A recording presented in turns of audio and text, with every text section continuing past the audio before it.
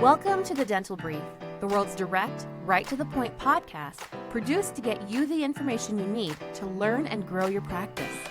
To learn more about our guests and find links to information discussed on our show, visit our website, dentalbrief.com. On to today's episode. Hello, everyone. Welcome to another episode of the Dental Brief. We are coming to you. This is being recorded when the whole country seems to be freezing. It's warm inside. We're very happy to have our guest with us today, Andre Shirdan. Andre, say hello. Hey, how's it going? Hey, it's going fantastic. I'm in Denver. I'm not sure. Where are you located, Andre? I'm in Philadelphia right now. This is my office, but I live right outside Philadelphia. Got it. Yeah, so you guys are cold. Yep. Today, actually, we have a good day, but it's been icy. I chatted with my in-laws in Houston this morning. It was 9 degrees down there. They have snow on the ground. So yeah. So thanks for coming on the show. Why don't you tell our audience a little bit about yourself and how you got into dentistry? Well, I got tricked into it. That's the easiest way to explain it. I mean, I literally found my brother-in-law was a dentist. He was my dentist, and he married my sister, and needed help with his business. And I was doing other things outside of dentistry and got tricked into coming by the office one day to help him out. And it's been 32 years that I've been stuck in dentistry and loving every minute of it. So I literally got stuck by being tricked to come by and help out a family member. And really just dig deep, learning the business, learning how things click, how things work, and just got enamored with the business. Yeah, that's awesome. So practice experience, you were in a practice for quite a bit. Do you still work in a practice at all? I'm in a practice either virtually or physically every day, but I haven't worked as a full-time person in an office for, it's been a long time. It's probably been about 15 years that I've actually sat in an office for 8 hours in a day. Sure. And so you started a company and a business. I know you're a coach or a teacher. You do speaking events. It's the crewprocess.com. I'm sorry, the crewprocess.com, correct? Yep, that's correct. Yeah. So why don't you kind of jump in and talk a little bit about what you're hearing from practices that you're working with or practices that are calling you with problems? What's the word? What's going on out there? Well, the biggest thing since, March of 2020, I guess, has been the changeover with COVID and how we've actually had to move some pieces around the board. I mean, some of our pawns have become queens. Some of our kings have become rooks, and it's been an interesting move because for me, the whole idea of crew is we should be able to quickly move rowers around on a boat and not have us lose the race. The whole idea is in crew, we can move like cogs in a machine. And it's been very interesting this year to see people who have stepped up from being chairside assistants to now running the business, spouses who've come in and run the business. And the funny thing is doctors who've now had to take on the responsibilities of actually running their own businesses. So it's been an interesting move to see how we can actually move some cogs into place and still have the machine run properly. Yeah, so if you have this kind of dynamic, and I think a lot of practices do, I think probably the majority of practices do, if you have this issue where, you have some staffing issues and like you said, you have to move, some key players from one area of your business and practice to another, what are some challenges to doing that? What's kind of like the roadblocks that you're seeing and hearing, and how can dentists prevent this from happening?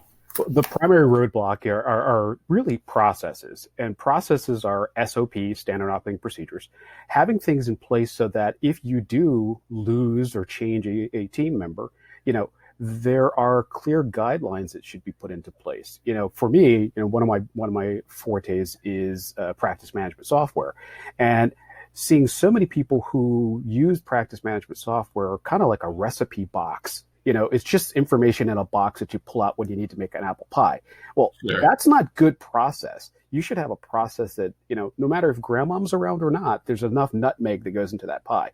So it really has to be a system in place that says, here's our standard operating procedures that do this. Here's our way of doing that, so that it doesn't really matter who we put into that place.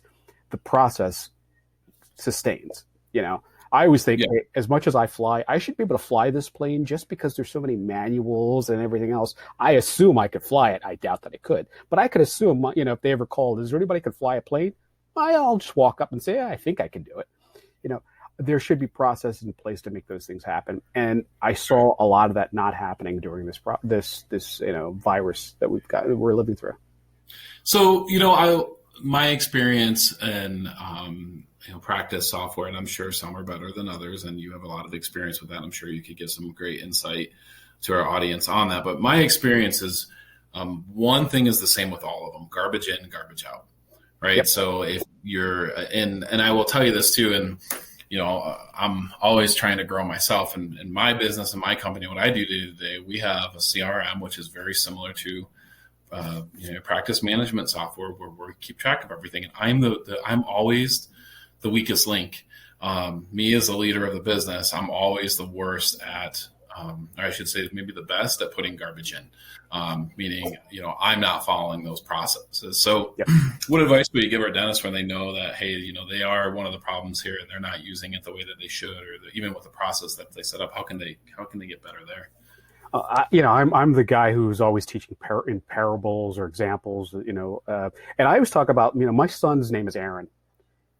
He's probably the first person in almost everybody's iPhone. And what happens in that is he gets butt dialed all the time.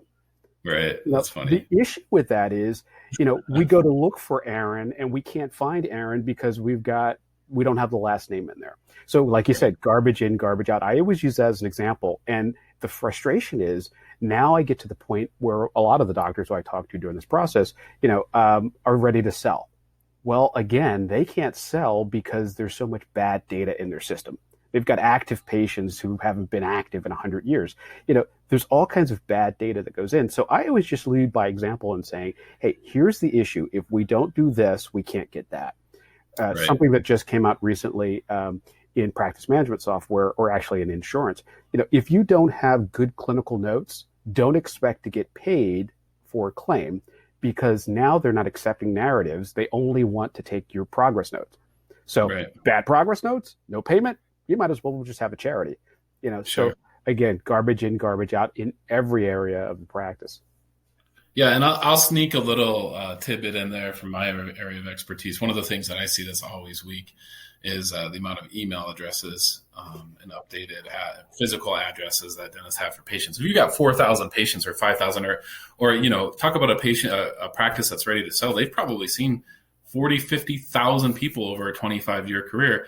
And you'll say, how many email addresses do you have in your system? And they look and they have 80 or 250. If they had 30 or 40,000, one email and boom, you're marketing to 40,000 people just like that at pennies, right? You can't beat their return on that. So just a little tidbit that I want to throw in there about, when we talk about monetizing this, where's the money, right? So time going in can certainly mean money coming out. So let me shift gears a little bit, and let me ask you this. So you help a lot in this area. You help a lot in practices on, like you mentioned, with practice management software, team building, and all these things.